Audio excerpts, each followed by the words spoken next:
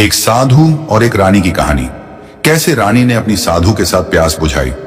तो चलिए दोस्तों, इस कहानी में जानते हैं। किसी समय एक शक्तिशाली राज्य था जिसका नाम था सूरजगढ़। इस राज्य की रानी रानी सुधा अपनी अद्वितीय सुंदरता और चतुराई के लिए प्रसिद्ध थी। उसका विवाह राजा विकास सेन से हुआ था, जो एक वीर योद्धा थे, लेकिन युद्धों और राजनीति में व्यस्त रहने के कारण वे अपनी रानी को वे प्रेम और समय नहीं दे पाते थे जिसकी उसे चाहत थी। उधर राज्य के सुदूर वन क्षेत्र में एक सिद्ध साधु महायोगी विशानंद का आश्रम था। वे कठोर तपस्या में लीन रहते थे और उनके विषय में यह प्रसिद्ध था कि उन्होंने सभी सांसारिक इच्छाओं को त्याग दिया था, लेकिन नियति को कुछ और ही स्वीकार था। एक दिन राजमहल में एक भव्य आयोजन हुआ जिसमें दूर दूर के संतों और साधुओं को आमंत्रित किया गया। महायोगी विशानंद भी इस आयोजन में पधारे। जब वे सभा में पहुंचे तो उनकी तेजस्वी उपस्थिति ने सबको मंत्रमुग्ध कर दिया। रानी सुधा की दृष्टि जब पहली बार उन पर पड़ी तो वह उनकी दिव्य आभा और पुरुषोचित आकर्षण को देखकर स्तब्ध रह गई। रानी को पहली बार किसी पुरुष की उपस्थिति ने भीतर तक झकझोर दिया था। उसका मन बेचैन हो उठा।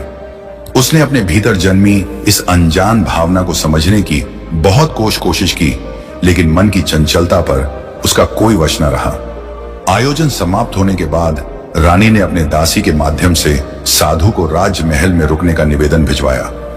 पहले तो महायोगी ने मना कर दिया, लेकिन जब स्वयं राजा ने भी आग्रह किया तो वे कुछ समय के लिए महल में ठहरने को सहमत हो गए। रानी का हृदय उथल पुथल से भर उठा। उसकी आंखों में एक अजीब सी ललक थी जिसे वह छिपाने का प्रयास कर रही थी। रात के गहन अंधकार में रानी चुपके से साधु के कक्ष की ओर बढ़ी। उसका हृदय धड़क रहा था, सांसें तेज हो रही थी। उसने धीरे से कक्ष के द्वार पर दस्तक दी। साधु ने ध्यान भंग होते ही पूछा, कौन है?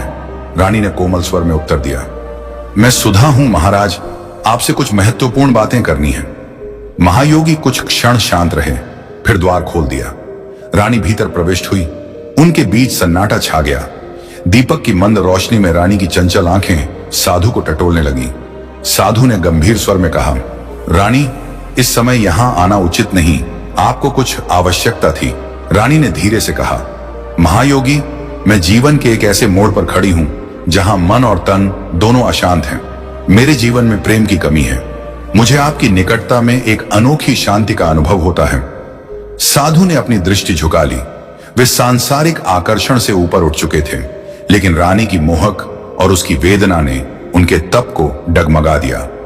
रानी ने धीरे से आगे बढ़ते हुए कहा, क्या त्याग का अर्थ यह होता है कि हम अपने हृदय